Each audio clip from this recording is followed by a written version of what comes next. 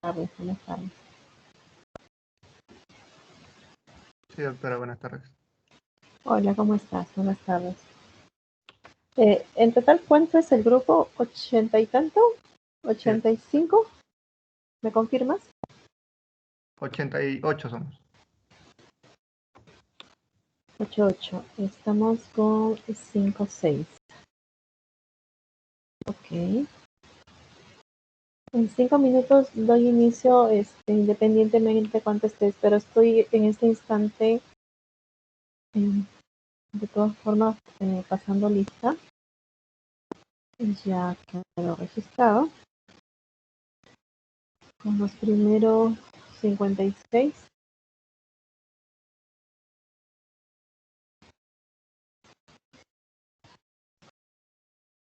Okay.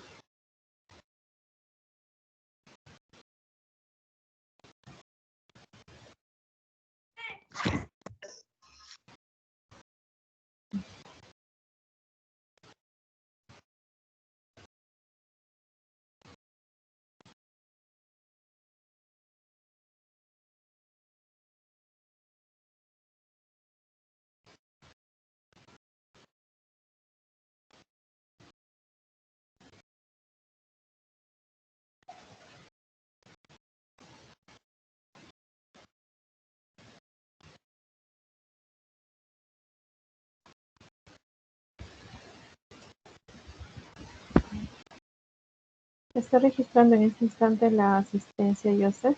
¿Me permites un segundo? En lo que se terminan de unir los demás.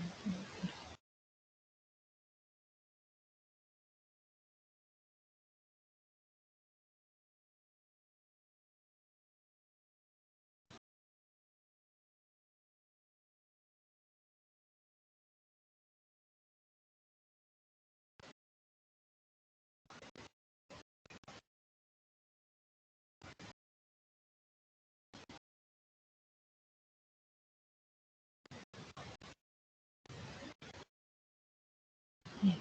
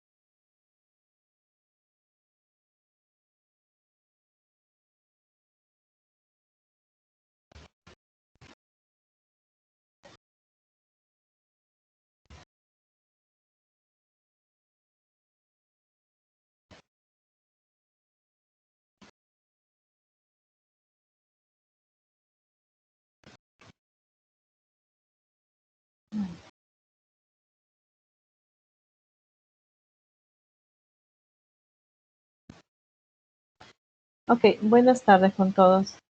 Voy a dar inicio a la clase teórica del día de hoy. Vamos a hablar sobre hepatitis viral. Bien, voy a compartir en este instante. Primero.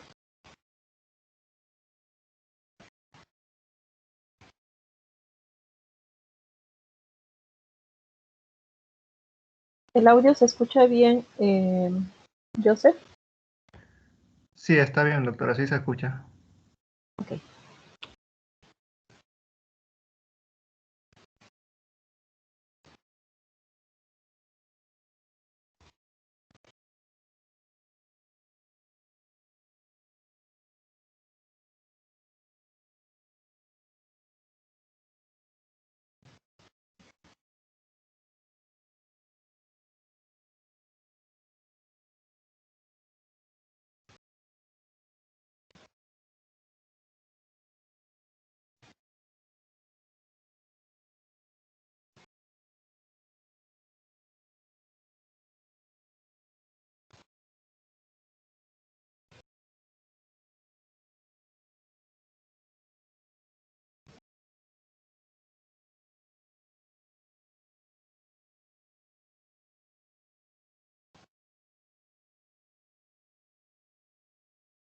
Joseph, ¿estás viendo la presentación?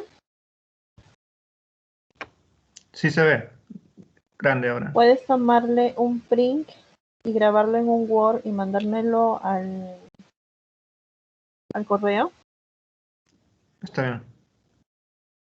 Tómale un print y lo copias en una hoja Word, por favor. Ya. Y de ahí me la mandas al correo. Listo. Ok, chicos, muy buenas tardes. Vamos a revisar hoy día todo sobre hepatitis viral. Cuando hablamos sobre hepatitis viral, tenemos que primero tener en cuenta su forma de transmisión, su forma de contagio. Y en algún momento, de alguna forma, este tema ya ha sido tocado por en los foros de donación de banco de sangre. Yo voy a enfocar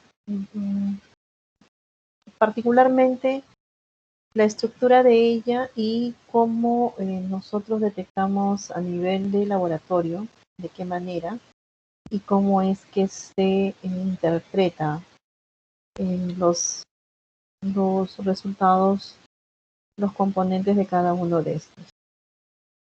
Tenemos que tener en claro que hay generalidades en la hepatitis A, en la hepatitis B, en la hepatitis C. Hay una epidemiología muy grande a nivel mundial.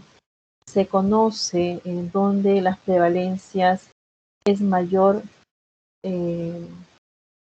dependiendo desde el tipo de población, el tipo de cultura, costumbres, y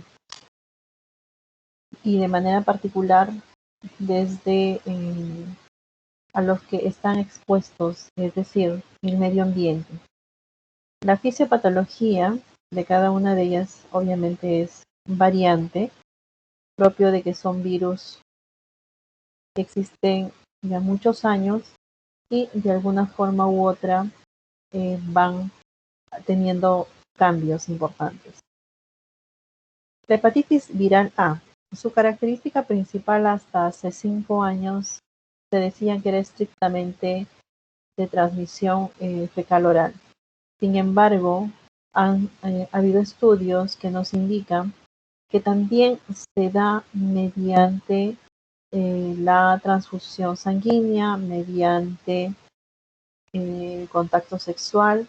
Así es que lo que nos enseñan en los libros en relación a que la hepatitis A es estrictamente alimenticio o fecal oral, ha cambiado drásticamente porque siempre la hepatitis A estaba relacionada más para el grupo pediátrico.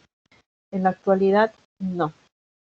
En la actualidad, hepatitis A lo tienen todos los grupos etarios y se ha sumado el modo de transmisión que es a nivel sanguíneo o a nivel sexual.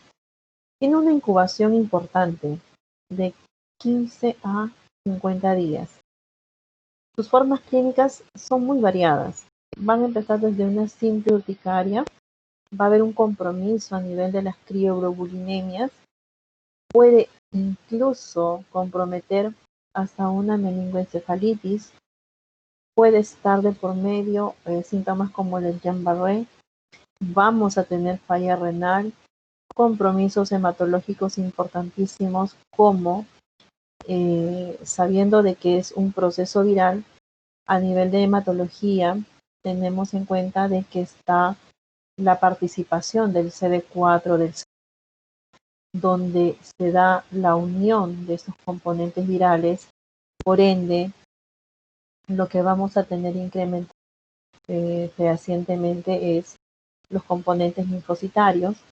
Por ende, cuando vamos a pedir un hemograma, lo que vamos a tener es una linfocitosis marcada, inversa proporcional, la caída de los neutrófilos y acompañado a ello con una leucocitosis.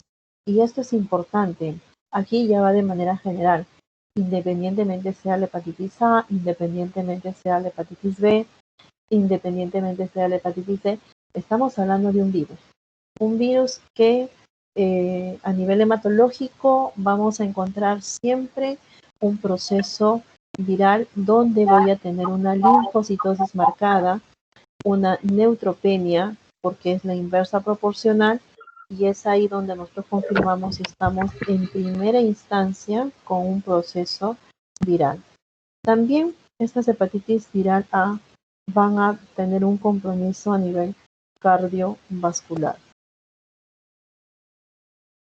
¿Cuál es su descripción genómica?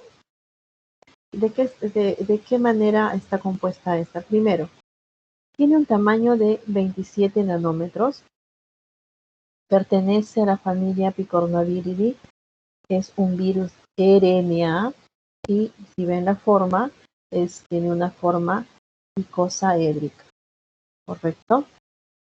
Entonces, dentro de su genoma vamos a tener que su longitud es de 7478 en tamaño, tiene una ORF de 735 bases de largo que codifica una poliproteína que da lugar a las proteínas estructurales y no estructurales. Entonces, cuando hacemos la medición de la hepatitis A, estos reactivos de una manera u otra van a identificar lo que son estos nucleótidos 1B, 1C, 1D, 2A, 2B, 2C, 3C, 3D. Entonces tenemos la terminal amino 5 y obviamente los reactivos están diseñados en relación a este genoma. También nos dicen que que tienen 735 bases de largo que codifica una poliproteína que da lugar a las proteínas estructurales y las no estructurales. Hablamos de un precursor P1 que dentro de su estructura va a tener al BPO que equivale al 1AB, el BP3 que es el 1C, el BP1 que es el 1D y el PX que es el precursor 1D. Entonces, en este cuadro se grafica claramente cada uno de sus componentes codificados de las poliproteínas, que es lo que nos va a permitir la identificación de esta hepatitis A. Estas 7.478 nucleótidos son la síntesis de lo que nos permite identificarlo y obviamente decir si estamos con una hepatitis A de tipo IgM según el tiempo o una IgG. Entonces, la hepatitis viral A nivel serológico. Tenemos, como habíamos dicho al inicio, un periodo de incubación de 15 a 45 días. Vemos aquí el antígeno de la hepatitis A que empieza a elevarse y pasados los 45 días promedio, o el lapso de la incubación, vamos a tener la enfermedad aguda propiamente dicha, donde se van a presentar los síntomas, y los síntomas obviamente va desde la ictericia, la coliuria y obviamente el malestar general, el hígado agrandado, etcétera, para luego determinarlo como IgM, y aquí ya vamos a encontrar lo que es los anticuerpos de la hepatitis A tipo IgM en el lapso incluso hasta 6 meses. Pasados los 6 meses, lo que vamos a tener ya son los anticuerpos o la inmunidad, o cuando nos ponemos la hepatitis A, lo que vamos a tener es la hepatitis A, pero como IgG, que esta obviamente va a estar por muchos años como parte de la inmunidad o como parte ya del contacto con el virus. Normalmente en niños esto suele pasar de manera asintomático, solamente manejando los cuadros febriles, con una buena dieta, bajo en grasa, bastante líquido, pasa desapercibido sin mayor complicaciones.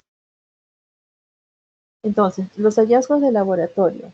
La medición obligatoria cuando ustedes estén en emergencia y vean la ictericia y la sospecha epidemiológica sea cualquiera de las hepatitis, lo que van a tener que medir obligatoriamente es la ALT y la AST. Estamos hablando de la alanina aminotransferasa, que es la ALT, o también se les llama TGP, y el aspartato aminotransferasa, que es el AST, o también se les llama TGO. Frecuentemente estas se van a encontrar por encima de 500, pero como nuestros pacientes llegan siempre cuando está muy avanzada la enfermedad, nos vamos a encontrar que las hepatitis virales A llegan por encima de miles. Por ejemplo, un valor de 1000, 2000, 3000. Este comportamiento tan particular que sobrepasan los miles no los tienen ninguna de las otras hepatitis excepto la A.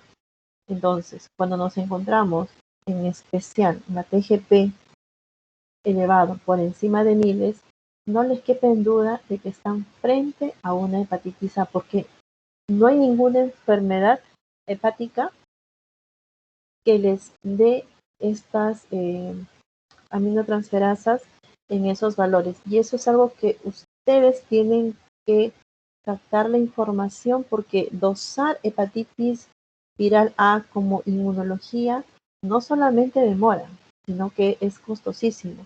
Y mientras tanto, ustedes tienen que tomar una decisión. Es como lo que nos pasa en emergencia. Llega en la noche un niño pediátrico.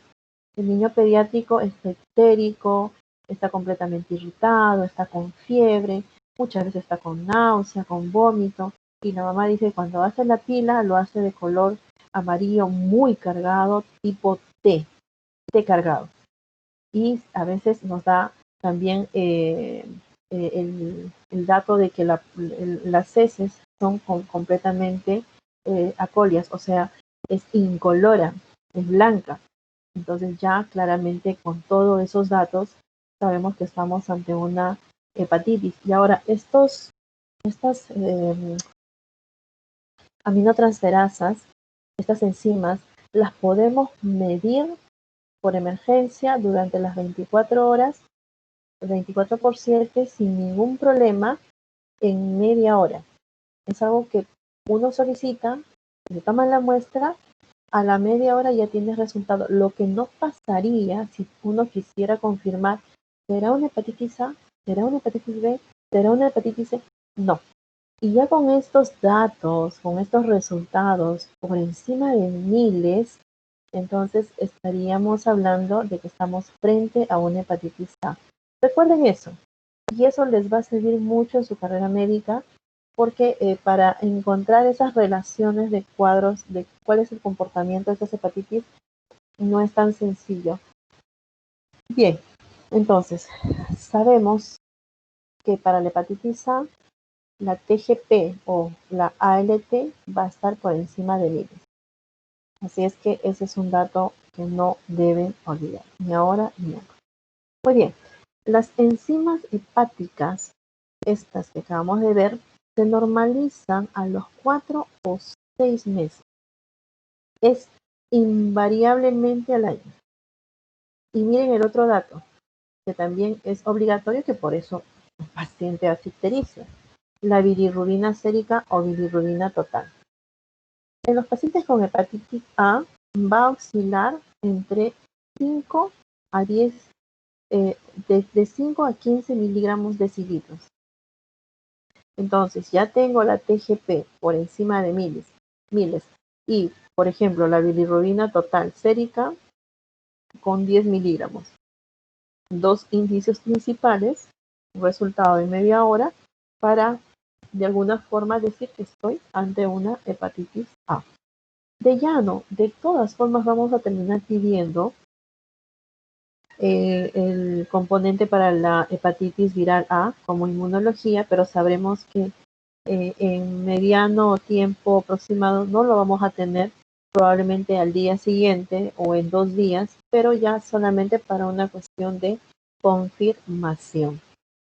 Ahora, ¿puede encontrarse también trombocitopenias? Por supuesto. Hablábamos de que las plaquetas son unos componentes lábiles, son las células más pequeñas hematológicas y propio de la fiebre, propio de la cantidad de bilirrubina, la misma enzimas. Sí, tenemos una muerte plaquetaria. Acuérdense que el hígado está muy colindante con el vaso y por ahí que también vamos a tener eh, una destrucción importante de las plaquetas. ¿Vamos a cursar con leucopenia? Sí, propio de la concentración de la bilirrubina, pero va a ser una leucopenia leve. Anemia podría darse, y incluso las anemias aplásicas, porque este componente viral son así de agresivos. Habíamos hablado de que tanto el virus como las plaquetas sí van a intervenir en el componente plaquetario y muchas veces también en el componente de los eritrocitos, provocando estos cuadros de anemia. Se va a encontrar la hipoalbuminemia, por supuesto, y podemos tener un incremento de la TPP, que es el tiempo parcial de la tromboplastina, por supuesto. Estamos hablando de un componente viral agresivo que ingresa al organismo y daña a uno de los órganos principales. Y acuérdense que parte del perfil de coagulación se sintetiza en el hígado, por ende sí vamos a tener el incremento del tiempo parcial de la tromboplastina. Y obviamente también tiene que ver con la síntesis de la proteína, por eso vamos a tener una hipoalbuminemia. ¿Cuál es su identificación de esta hepatitis A? Tenemos la identificación a nivel de antígeno, si quiero detectar antígeno, o lo quiero detectar serológicamente a nivel de anticuerpos. Si quiero detectar antígenos, voy a usar la microscopía de electrones, voy a usar el RIA, el EIA o la hibridación del RNA viral o la PCR, que es la reacción en cadena de polimerasa. A nivel de serología, que es lo más frecuente, es lo que buscamos para confirmar si estoy entre una hepatitis A o no, lo que voy a buscar en suero es el anticuerpos totales. Los métodos de elección obviamente son los que van a identificar este antihepatitis A, pero tipo IgM, porque lo que busco es la enfermedad actual. Si este es positivo desde el inicio de los síntomas y se hace negativo hasta después de los 6 meses, o sea que permanece en concentraciones de tal forma que van a ser detectables incluso hasta los 6 meses. Muy bien, vamos a ver ahora a la hepatitis viral B. Muy bien, el cuadro clínico es muy variable. ¿Por qué? Porque tiene el antígeno en superficie, tiene la composición del core y tiene su componente E. La enfermedad clásica se desarrollan en un 25 a 35% de los pacientes infectados.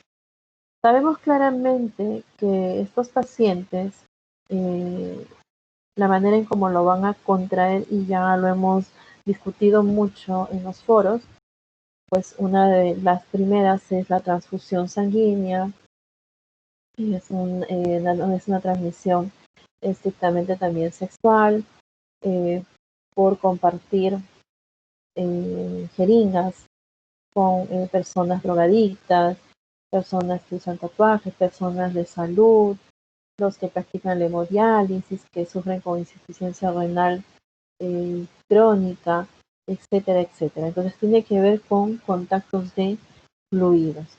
Ahora, el síntoma puede recuperarse plenamente, también fallecen en un 1.5 de los hospitalizados, o evolucionar a cronicidad. ¿Qué quiere decir? Que van a vivir con una hepatitis crónica. Y obviamente las hepatitis crónicas también se desprenden en varias complicaciones. Entonces, tenemos el periodo de incubación promedio a 90 días, con un rango desde 45 hasta 180 días. La enfermedad clínica básica, como cualquiera de ellas, es la ictericia. En niños menores de 5 años la proporción va a ser promedio de 10% la ictericia. Ya en mayores de 5 años aumenta, porque esta enfermedad sí está básicamente ligada a personas adultas, por ende de 30 a 50%. Promedio de los casos agudos y que son fatales es de 0.5 a 1%. Como infección crónica, porque estas hepatitis luego se desprenden también en hepatitis B crónica, en menores de 5 años vamos a tener una infección crónica de 30 a 90%, y en mayores de 5 años de 2 a 10%. La mortalidad prematura por enfermedad hepática crónica se va a dar de 15 a 25%. Es una tasa bastante alta. Tenemos entonces que la incubación promedio se va a dar de 6 a 16 semanas, teniendo pródromos como preictericia, que duran de 1 a 2 semanas, y ya la fase ictérica, que dura por lo menos un mes. De 10 a 20% van a presentar manifestaciones extrahepáticas, muchas mediadas por complejos inmunes, como que la enfermedad del suero, la vasculitis que tiene una gran clasificación y que tiene que ver con los vasos grandes, los vasos medianos, los vasos pequeños, que fue uno de los primeros temas que se desarrollaron. En el día de hoy todos, supongo, desarrollaron vasculitis y entendieron la complejidad que tiene el tema de las vasculitis, no solamente en la clasificación, sino en su etiología y cómo estas se van a desprender, y que también está relacionada pues a las hepatitis B, en especial las vasculitis necrotizantes. Asimismo, vamos a tener a las glomerulonefritis membranosas. La distribución geográfica a nivel del mundo de la hepatitis B crónica, tenemos en rojo todo lo que está mayor de 8%, se considera alto. Entonces sí tenemos a nivel mundial una gran distribución de la hepatitis B crónica. Y lo que está de amarillo vendría a ser el intermedio, de 2 a 7%, y lo que está de verde está menos de 2%. Sin embargo, nosotros nos encontramos dentro de los grupos por encima del 8%, alto, ahí es absolutamente todo rojo, indicando de que a nivel mundial compartimos una tasa alta de distribución por hepatitis B crónica. A nivel de laboratorio, entonces siempre la TGP es la que va a predominar sobre la TGO. La TGP es importantísima. Se encuentra elevada, pero ¿cuán elevada vamos a encontrar a la hepatitis B? Tiene un rango promedio. Esta no excede de los 600. tenemos un rango promedio de 400 a 600. Raras veces hemos tenido de que ha llegado hasta 800. Entonces claramente vemos que nunca va a pasar por los valores de 1000 unidades internacionales, y eso hace de que yo tenga un diagnóstico diferencial con la hepatitis A. Entonces la hepatitis B C, que va a oscilar entre 400 y máximo 800 unidades internacionales litros. ¿Y cuál es el comportamiento de la bilirrubina total? Vemos que por lo regular se encuentra en menos de 10 miligramos. Y ya habíamos dicho que la hepatitis A va a oscilar entre 5 y 15 miligramos. Aquí la diferencia lo marca definitivamente la TGP o la ALT, donde en uno va a estar por encima de 1000, mientras que para la B vamos a tener un rango promedio de 400 máximo a 800. En la fase temprana de la enfermedad se puede encontrar la prolongación del tiempo de protrombina. Nuevamente, ¿el hígado tiene que ver con el perfil de coagulación? Por supuesto. ¿Con toda la cascada de coagulación? Sí. Lo que no es buen pronóstico en el caso de que encontremos prolongado el tiempo de protrombina en las hepatitis B. Muy bien. Esta pertenece a la familia Hepagnaravidae. El virus es un DNA con un virión de 42 a 47 nanómetros de tamaño, el core 27 nanómetros, y sus alelos van a estar compuestos por el antígeno de superficie. Esta a su vez van a tener sus tipos y van a compartir 8 fenotipos. Tiene una vida media promedio de 2 a 3 días. Su producción viral es de 10 a la 10 hasta 10 a la 12 billones por día. Entonces, aquí en la gráfica lo que estamos viendo en la parte de la superficie, por eso le llaman antígeno de superficie hepatitis B. Quien le sigue, lo que está de color azul, pero en el borde, es el antígeno E de la hepatitis B. Voy a ponerlo con el cursor. Aquí. Todo este borde es el antígeno E de la hepatitis B, y la parte céntrica es el core, el antígeno core de la hepatitis B. Muy bien, entonces aquí también en esta gráfica tenemos aquí a la polimerasa, al genoma, y obviamente al core de la hepatitis B. La fisiopatología en relación a la respuesta inmune. Sabemos que es un virus, por ende, la acción o la inmediata reacción del organismo se da a nivel de estos receptores, que son el CD4 y el CD8, que son la parte estructural de los linfocitos. Por eso que incluye a las células el CD4 y el CD8, y este comportamiento es en todas las hepatitis. La respuesta de anticuerpos es obviamente policlonal y multiespecífica. En los portadores crónicos, la respuesta de las células T se encuentran atenuadas porque ya está en cronicidad, ya está totalmente reconocido, por ende está atenuado. Ahora, en los ambos casos, la respuesta de anticuerpo obviamente es vigorosa. ¿Qué es lo que vamos a tener a nivel de la medición en serología? Yo tengo que confirmar definitivamente si estoy ante un antígeno de superficie, hepatitis B, o anti-E de la hepatitis B o anticore de la hepatitis B.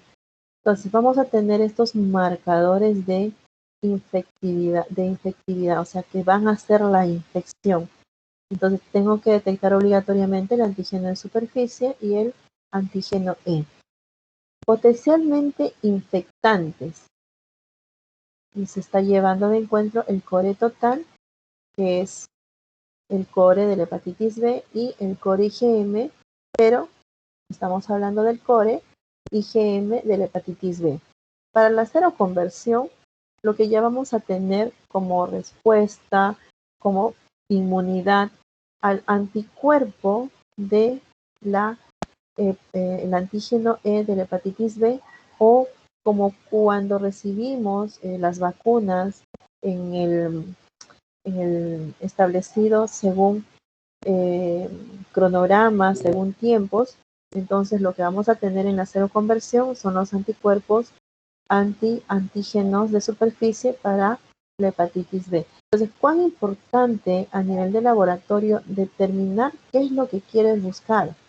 Y definitivamente, por frecuencia, lo que vamos a buscar siempre es el antígeno de superficie para la hepatitis B, que es la que nos da la infección, potencialmente hablando. Entonces, aquí vemos los tiempos. Tenemos aquí el periodo, la fase de incubación en la parte inferior del cuadro. Luego, cuando ya estamos con la enfermedad aguda, los picos, cómo se dan en la medición primaria en el suero de la TGP, que es muy importante. Y después lo que vamos a tener ya es como la fase de el contacto propio de este virus, que nos deja de alguna forma con el reconocimiento de estos anticuerpos. Y aquí más claramente, ya cada uno de ellos, tenemos la fase de incubación de 4 a 12 semanas. Tenemos la infección que puede cursar de 2 a 3 meses, de 2 semanas a 3 meses. Entonces, vemos de color naranja o rojo para ustedes el antígeno de superficie de la hepatitis B, que es el primero en elevarse. Acuérdense que es lo que se encuentra en la superficie del virus. El que le sigue es el antígeno E de la hepatitis B, y se va a dar justo en lo que vamos a detectar a nivel de suero como infectante. Luego lo que vamos a tener aquí ya es el core total, esta que está medio lila, morado, que en medio de los síntomas, y obviamente para un tema ya potencialmente infectante, que se va a dar de 3 a 6 meses, y con ello a su vez vamos a detectar en lo largo del tiempo a los anticuerpos IgM, que es enfermedad actual, para el anticore, que está en este color azul en la curva. Luego tenemos ya propiamente dicho la formación de anticuerpos como parte de la seroprevalencia para lo que es anticuerpos del antígeno de superficie, anticuerpos para el antígeno E, que es esta segunda curva. No sé de qué color lo ven ustedes. Voy a ponerlo como un morado oscuro, que se va ya como parte de la inmunidad, que lo van a llevar por años. Ahora, nosotros cómo hacemos la interpretación, porque hay muchos que nos envían sin tener una noción de la TGP ni de las bilirrubinas, nos piden de una vez los tres componentes: antígeno de superficie, el anticuerpo para el antígeno de superficie o el anticuerpo para el core total. Entonces sabemos que si es que me resulta positivo para el antígeno de superficie, ¿cómo lo voy a interpretar? Obviamente, en lo que vengo explicándoles, ¿no? Me va a indicar infección aguda temprana. Y esta requiere confirmación. Si el antígeno E es positivo, indica alta tasa de replicación. Aquí no tengo la dosificación del antígeno E, pero lo estoy mencionando, porque las dos columnas siguientes son anticuerpo, anticuerpo. Luego, si me da antígeno de superficie positivo y a su vez positivo pero para el anticuerpo core de la hepatitis B, lo que tengo es la infección aguda o crónica. Se debe diferenciar, pero ¿con qué? Con el IgM para anticuerpos core de la hepatitis B. El nivel de replicación se debe determinar con el antígeno E para la hepatitis B o el DNA para la hepatitis B. Si me diera negativo para antígeno de superficie, que es la fase temprana, y me va a resultar positivo para el antígeno de superficie anticuerpos o anticuerpos anticore total, esto ya me va a indicar que ha tenido una infección previa, que ya tuvo hepatitis B o que ha recibido las vacunas. Si me resultara negativo para el antígeno de superficie y negativo para el anticuerpo de superficie de la hepatitis B y solamente me daría positivo para el anticuerpo del core de la hepatitis B, estamos hablando que estrictamente estamos con una infección pasada, que es un portador crónico de bajo título o que en la ventana ha desaparecido del antígeno de superficie junto con el anticuerpo para la superficie de la hepatitis B. La reacción falsa positiva también es probable, por eso hay que investigar el IgM del anticuerpo del core de la hepatitis B cuando se encuentra presente el antígeno E de la hepatitis B, ayuda a validar la reactividad del anticuerpo del anticore de la hepatitis B. Obviamente que si todas me salen negativas, entonces lo que tengo que buscar es otro agente infeccioso que me pueda producir el daño hepático tóxico o que me pueda producir un desorden inmunológico como las enfermedades hereditarias del hígado o algún trastorno del tracto biliar. ¿Por qué? Porque voy a tener transaminasas altas, porque voy a tener probablemente las bilirrubinas altas, pero ojo, acuérdense cómo se elevan estas transaminasas. Finalmente, tengo el antígeno de superficie de hepatitis B negativo, y lo único que voy a tener positivo es el anticuerpo del antígeno de superficie de la hepatitis B. Entonces aquí me está hablando estrictamente de la respuesta a la vacunación. Este cuadro es importantísimo porque les va a ayudar a determinar o interpretar, que es lo más importante cuando tengan resultados estrictamente serológicos. Muy bien, vamos a ver a la hepatitis C.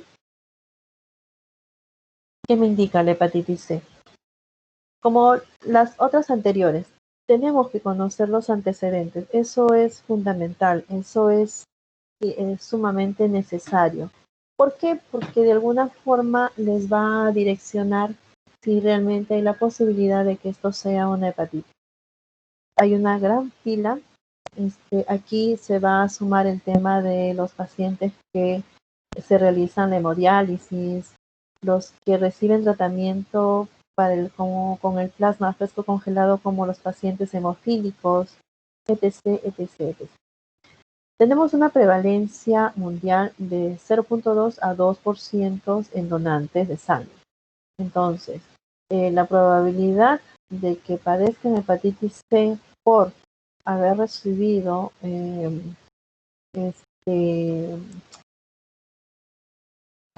componentes sanguíneos, sí, porque ya vemos que los donantes tenemos una prevalencia mundial hasta de 2% y 80% en drogadictos endovenosos.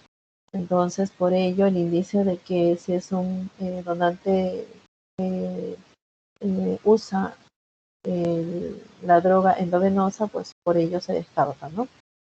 Ahora, las formas de transmisión ya las conocemos, es parenteral, es por hemodiálisis, hablamos de exposición ocupacional, ya les había comentado que nosotros que somos de salud tenemos una exposición directa al momento de las suturas, al momento de los accidentes con heridas abiertas, fracturas expuestas, por una salpicadura propio de ella en alguna parte de la mucosa, etcétera. El 50 a 80% de los casos evolucionan a la forma crónica y esta es una particularidad de la hepatitis C. Yo tengo acá un cuadro, en Estados Unidos hicieron esta recopilación. A la cabeza me pone la prevalencia de contagio de hepatitis C, que son los pacientes hemofílicos. ¿Por qué? Porque estos de manera periódica reciben plasma fresco congelado. Si no es una vez a la semana, son hasta 3 veces, porque si no se desangran o estos hemofílicos suelen formar abscesos de sangre en las articulaciones.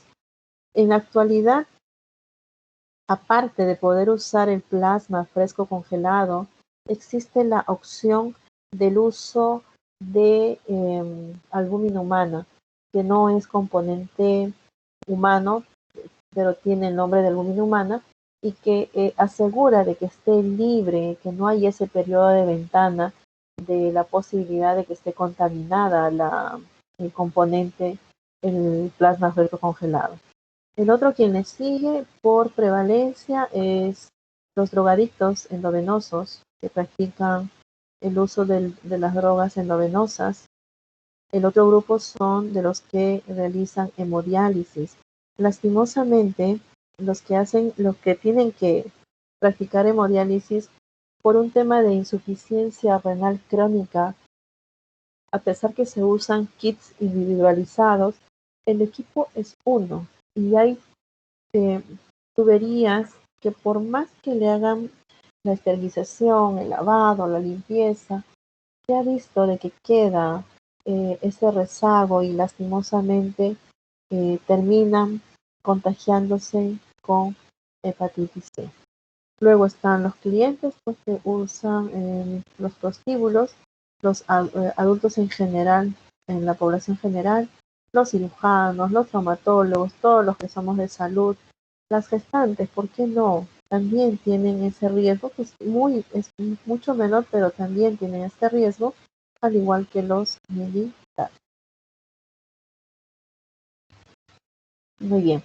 El agente de la hepatitis C, entonces, tiene un tamaño de 50 nanómetros, su composición es RNA, una sola cadena, su familia es Flaviviridae, su género Epaxivirus, su receptor es desconocido, posiblemente es la tetasparina, el CD81. Tenemos un genoma de 9.400 nucleótidos, contiene una ORF que sintetiza una poliproteína de 3011 aminoácidos, cuenta con 6 genotipos, más de 50 subtipos, su vida media es de 3 horas, su producción viral es de 10 a la 12 billones por día. Entonces lo que vamos a ver es su estructura, su composición estructural. Entonces este genoma va a estar compuesto por el E1, el E2, estas codifican las proteínas de la envoltura y core que son, codifican las proteínas de envoltura y core, que son catalizadas por una proteinasa. Tenemos aquí el N2, que es tenemos el NS2, su actividad es la metaloproteinasa. Esta NS2 rompe la unión de la NS2 con la NS3.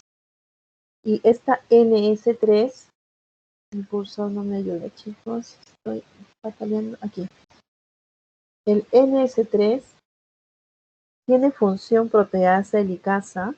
El extremo amino terminal va a catalizar las uniones NS3 y NS4A, que lo tenemos aquí,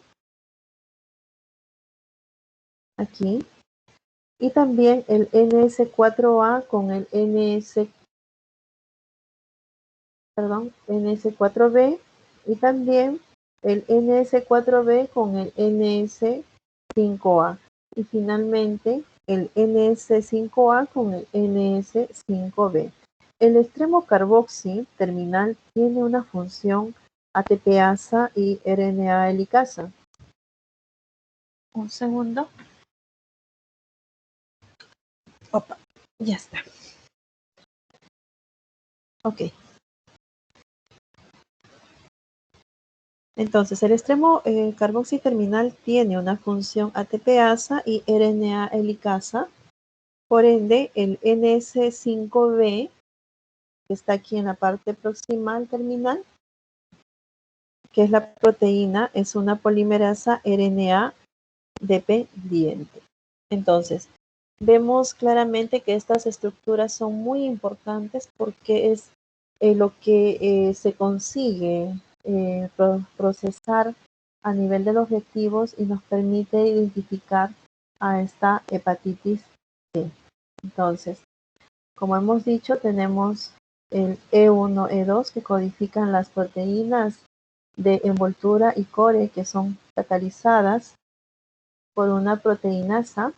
Ya hemos visto al inicio la secuencia del E2, tenemos al NS2, su actividad es metaloproteinasa que rompe la unión de esta NS2 y la unión del NS3. A su vez, esta NS3 tiene función proteasa helicasa. Tenemos al amino terminal que cataliza las uniones. Es la secuencia, pues, ¿no? Del NS3 con el NS4A.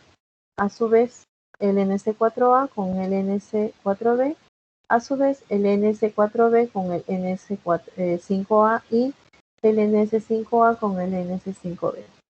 Y como dije, el extremo carboxiterminal tiene una función ATPasa y el RNA helicasa.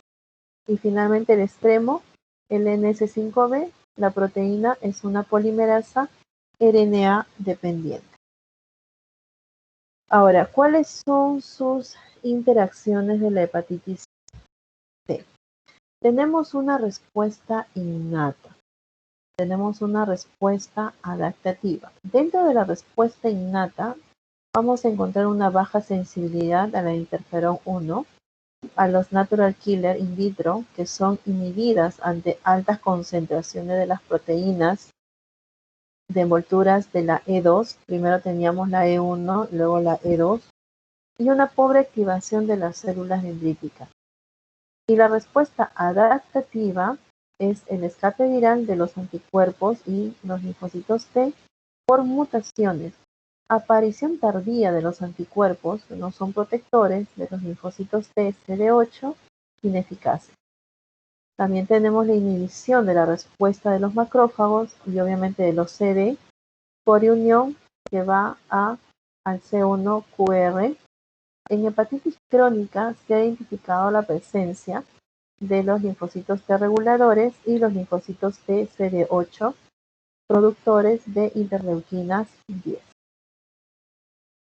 Entonces, el curso clínico de la hepatitis C, primero que se da la infección aguda. Sabemos que en un 15% puede ir a recuperación, pero en un 85% va a infección crónica. Estas infecciones crónicas pueden ser leves, pueden ser moderadas o pueden ser severas. De las leves pueden derivar a una hepatitis crónica, al igual que de la moderada, pero de la severa lo que va a llevar es a una cirrosis, y esta cirrosis puede darse por un proceso de estadio terminal, o sea, la muerte, o esta cirrosis puede extender en un hepatocarcinoma. Igual, ¿no? Tenemos las hepatitis C agudas y crónicas. Entre las agudas, un segundo, por favor.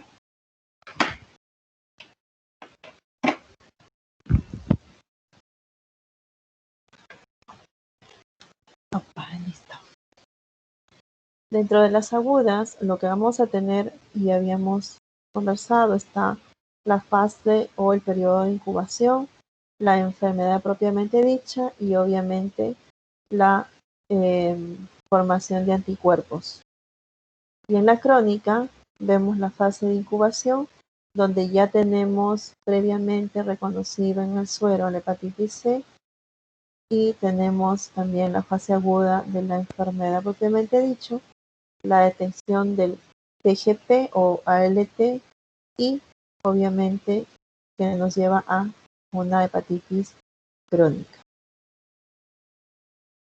La autoinmunidad en la hepatitis C obviamente tiene que ver con la crioglobulinemia, también con la glomerulonefritis membrano proliferativa, con una poliartritis, con una porfiria cutánea tardía, el síndrome de Sjögren, enfermedades tiroideas autoinmunes.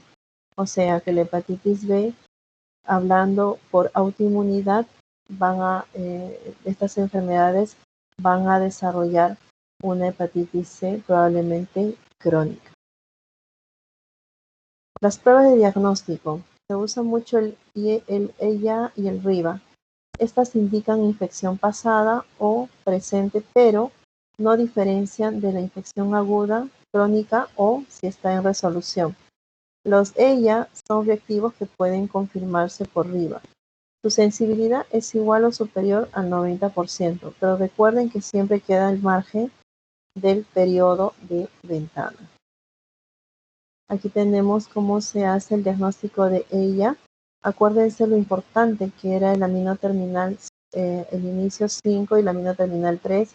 Teníamos al E1, E2, NS2, NS3, NS4, NS5. Así, a su vez, los NS4 y los NS5 tenían A y B. Y lo que me permite a mí determinar el ELISA 1, el ELISA 2, el ELISA 3, que equivale a primera, segunda, tercera generación, es dependiendo lo que se va determinando de estos componentes. Y acuérdense que hasta el momento lo que tienen identificado con el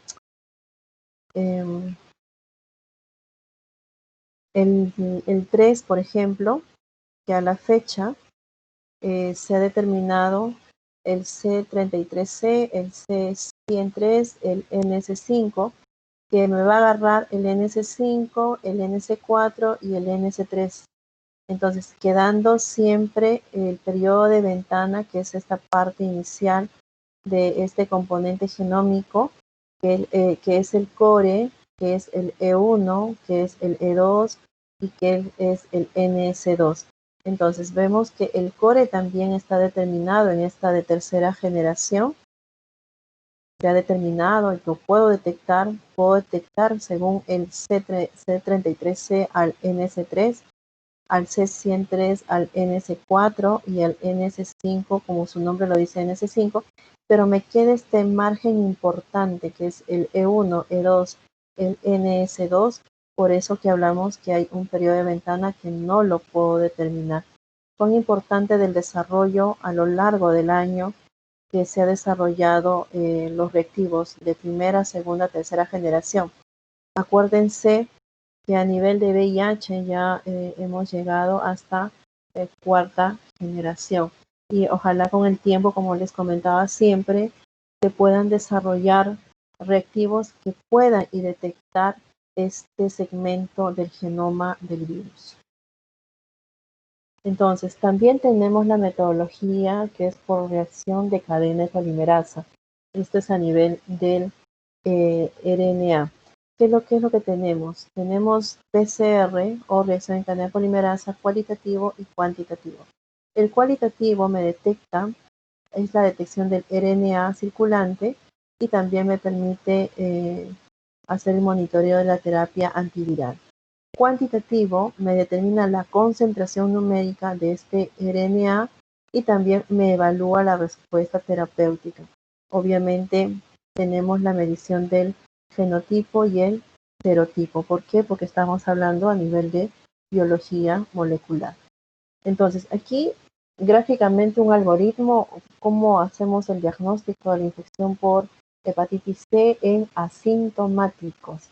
Tenemos entonces que hemos evaluado su suero por EYA y voy a determinar el anticuerpo para la hepatitis C.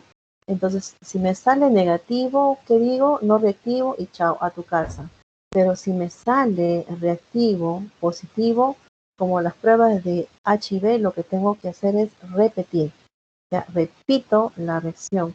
Y si nuevamente me sale aquí por metodología arriba para anticuerpos para hepatitis C, y esta me sale negativa, ok, ahí queda. Pero si sale indeterminado o sale positivo, hay un comportamiento diferente. Si me sale indeterminado, lo que tengo que hacer es la evaluación adicional de laboratorio por biología molecular, adicionalmente la medición de la TGP. Pero si ya me sale positivo, lo que tengo que hacer es una evaluación médica. Teniendo por PCR junto con la TGP, me puede salir negativa y la TGP normal, entonces chao a tu casa. Pero si la PCR me sale positiva y la TGP me sale normal, también pasa para evaluación médica. Ahora, el otro grupo, ya no por RIVA, sino por PCR para hepatitis RNA. Si esta me sale positiva, entonces lo que voy a hacer, disculpe, mouse.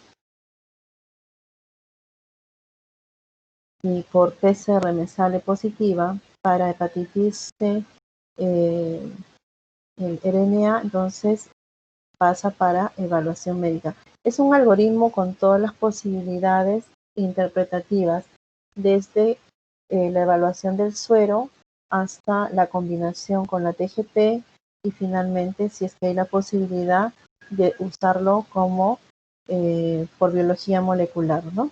Por PCR. Muy bien, chicos. La presentación de la hepatitis de la hepatitis en general se basa en determinar eh, cómo es la interpretación a nivel de laboratorio, cuáles son las herramientas con que ustedes cuentan para llegar al diagnóstico sin tener dudas, sin tener eh, posibilidades de equívoco. Y aquí yace la pericia, la importancia de cómo ustedes puedan abordar las pruebas y los resultados. No se olviden que para las hepatitis, tanto como pedir un perfil hepático no es necesario. Ya vimos que solamente se han usado dos herramientas. Las enzimas, que son la TGO y la TGP, pero va a la cabeza la TGP porque es el principal componente en elevarse, y las bilirrubinas. Son dos componentes que los van a tener como emergencia las 24 horas del día y resultados inmediatos. Esperar tener un resultado, si es hepatitis A, si es hepatitis B, si es hepatitis C, por inmunología, no va a suceder. Y mientras tanto, según ustedes, ¿qué harían? Van a decir al paciente regrese mañana, eso no va a suceder. Entonces van a tener que afianzarse, van a tener que apoyarse en la evaluación por las transaminasas, la TGP y la TGO y las bilirrubinas. De alguna forma u otra, sencilla, práctica, clara, entonces tienen que entender esto en relación a la hepatitis A, B y C. Muy bien, chicos, eso es todo en relación a esta presentación y les agradezco según el tiempo. Voy a entrar aquí un segundo.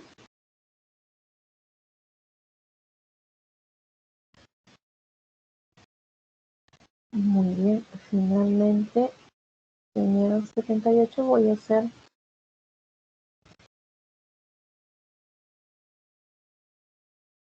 el check de la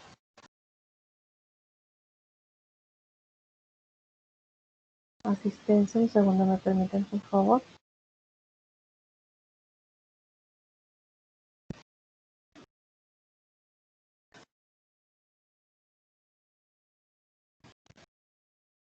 Joseph, ¿con el audio todo bien?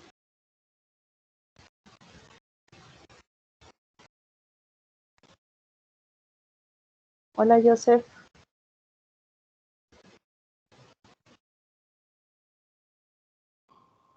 Sí se escucha, doctora. Sí se escucha. Ok. ¿Con el audio todo bien? ¿Se escuchó bien? Sí, doctora. Sí, doctora, sí se escucha. Sí se escucha, Ok. doctora. Hoy cerrando ya la presentación con la última asistencia, lo que tengo que enviar. Si me envías hoy mismo, por favor, el screen de la presentación para adherirlo, te lo voy a agradecer.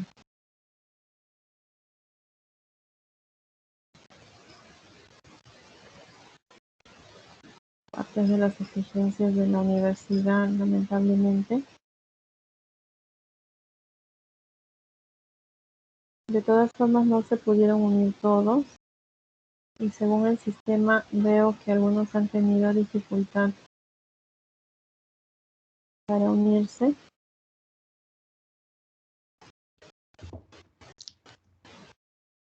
Porque tengo incluso salidas de la Doctora, plataforma. Hola. doctora, disculpe, buenas tardes. Lo que le Hola, quería hola. comentar era que durante la clase, no sé si es que alguno de los compañeros nos ha estado votando, porque hace unos minutos alguien me votó de la reunión y tengo creo que 3 o 4 compañeros que también le han hecho lo mismo. Entonces creo que ha sido por eso que tenemos salidas. Ah, ok. Entonces esta última que tengo la voy a tomar como válida porque tengo la mayoría y espero que tengo acá la mayoría. Entonces voy a Sí, contemplar doctora, esta última. me han ¿Perdón? comunicado varios compañeros que los Sí. están votando de la reunión, así espontáneamente. Me han enviado fotos y yo planeaba hablarle después, ¿no? De esto. Que ya me lista final.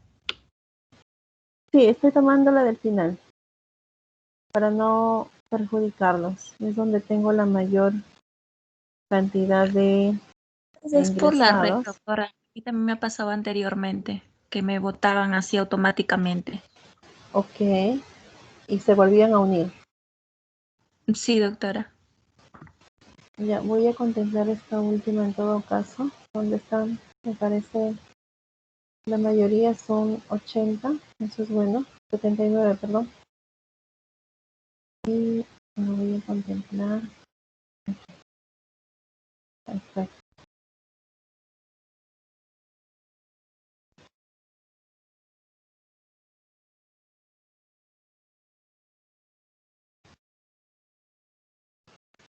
Un segundo más, por favor.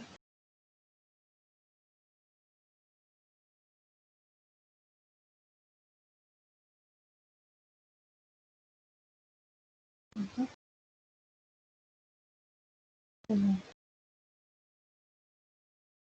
En todo caso.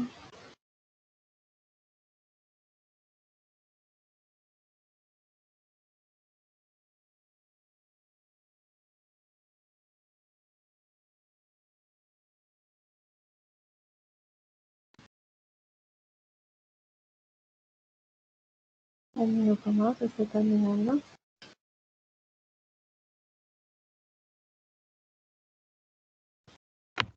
Doctora, disculpe, no le escucho bien. Un minuto más, estoy terminando con la asistencia Ok, está para bien. contemplar esta última. Deme un minuto más, por favor, no se vayan a retirar porque si no se va a modificar esto.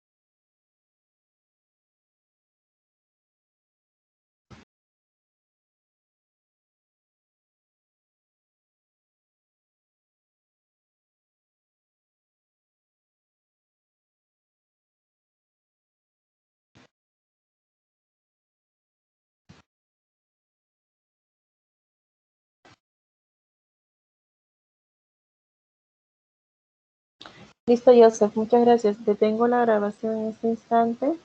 Doy por terminado la teoría de manera oficial.